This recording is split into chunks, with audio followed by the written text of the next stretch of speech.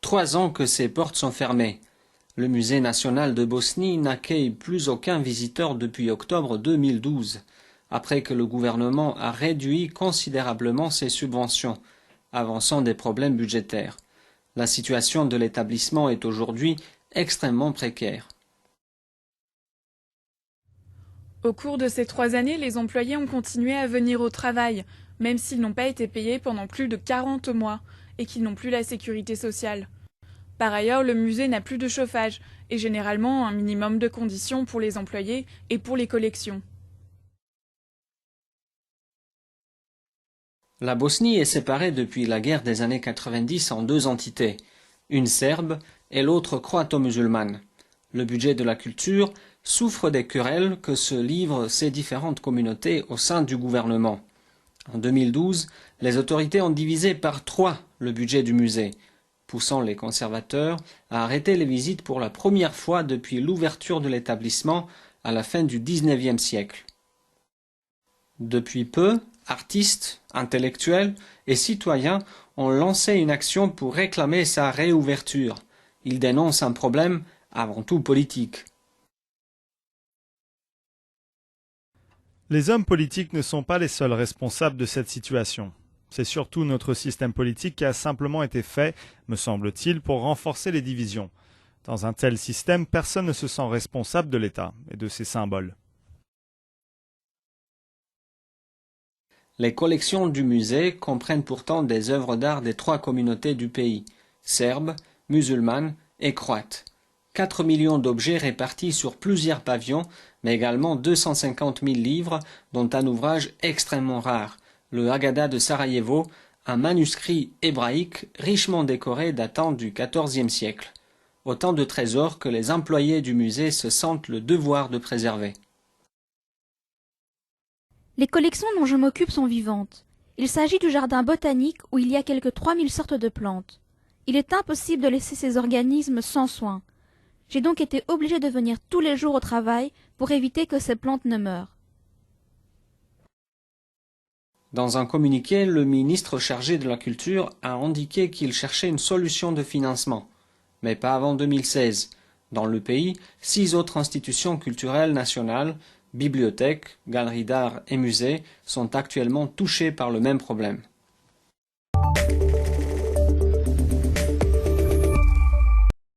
He said, "What do you like?" I said, "I like the blues. I want to be a blues man. I wasn't even 18."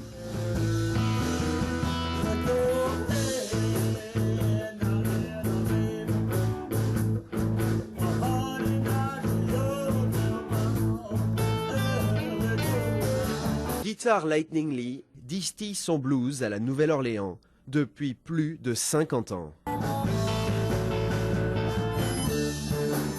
Mais depuis l'ouragan Katrina, pour lui, plus rien n'est vraiment comme avant. En 2005, plus d'1 million de personnes ont dû fuir les inondations, parmi eux de nombreux musiciens. Et si aujourd'hui les touristes sont de retour dans le French Quarter, à d'autres endroits, la musique se fait plus discrète. Dans le French Quarter et sur Frenchman Street, les gens jouent de partout.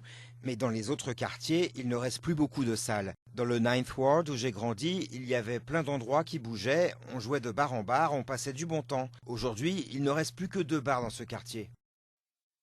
L'année dernière, près de 9 millions de touristes sont venus à la Nouvelle-Orléans, un record depuis l'ouragan. Mais avec des loyers presque 40% plus élevés qu'avant Katrina, des artistes pourtant présents depuis des décennies ont aujourd'hui parfois du mal à vivre de leur art. La Nouvelle-Orléans gagne énormément d'argent grâce au tourisme. C'est le moteur économique principal de la ville. Mais ces bénéfices ne profitent pas aux musiciens et à la créativité. Pour la Nouvelle-Orléans, c'est une aubaine. Mais les musiciens sont laissés sur la touche.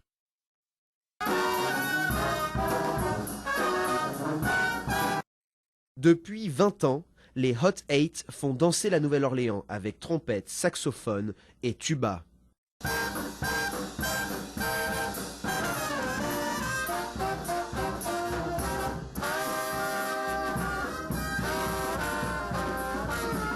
Habitués à se produire en pleine rue, ils ont vu leur ville changer depuis 10 ans.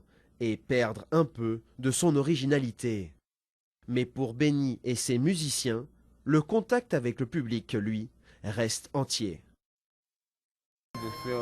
Pour nous, les Hot 8, le meilleur moyen d'aider, c'est à travers notre musique, en exprimant la douleur des gens ou en apportant juste un peu de bonheur. On n'est pas obligé d'être tout le temps négatif. Amener de la joie, ça nous aide aussi à gérer ce que nous vivons sur le plan personnel. 10 ans après Katrina, la musique résonne à nouveau à chaque coin de rue.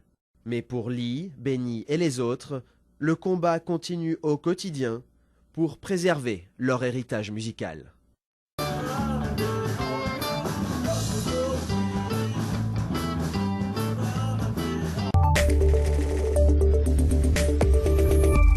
Une guitare, un ampli et un joli timbre de voix. C'est tout ce qu'il faut à Charlotte Campbell pour séduire les passants le long de la Tamise. Depuis 3 ans, elle a fait des rues de Londres sa principale scène.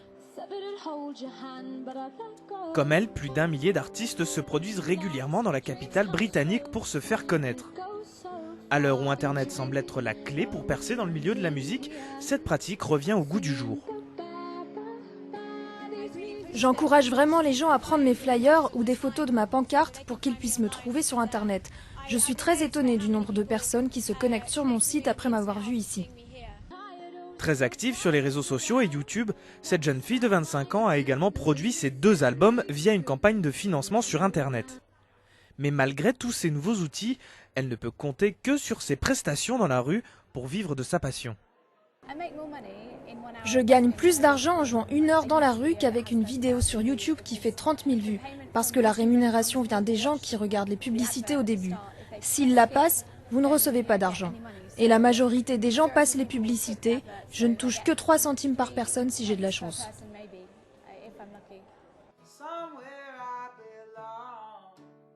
Joe Fox a été repéré par le rappeur américain A$AP Rocky alors qu'il jouait dans le quartier de Soho. 1 an plus tard, le chanteur figure sur 5 chansons du nouvel opus de l'artiste, numéro 1 des ventes aux États-Unis. Et il prépare son premier album.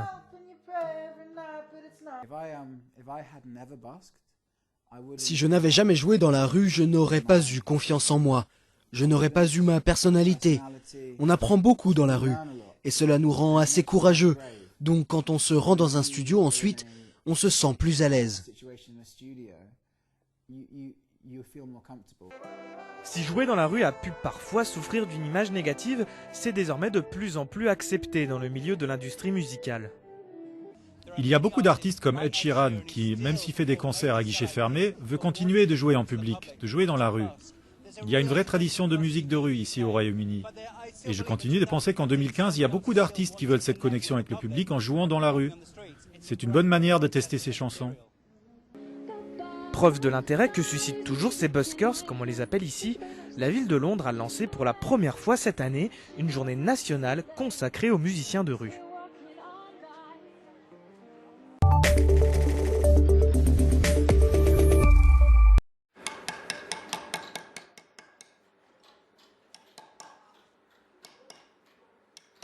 Le plus profond possible.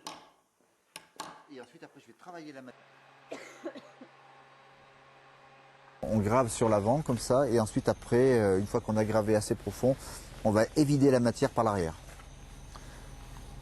Jusqu'à trouver les trous et jusqu'à trouver la transparence.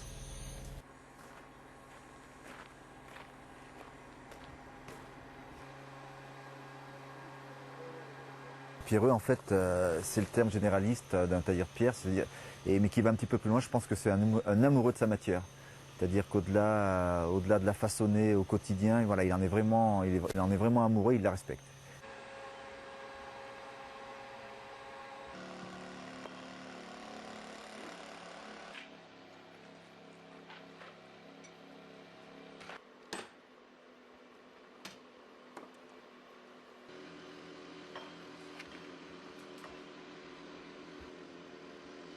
Thierry, c'est un très bon ambassadeur. On doit avoir des gens comme ça dans notre filière parce que c'est ça qui va nous permettre de franchir les années et les années et d'avoir d'autres propositions à nos clients.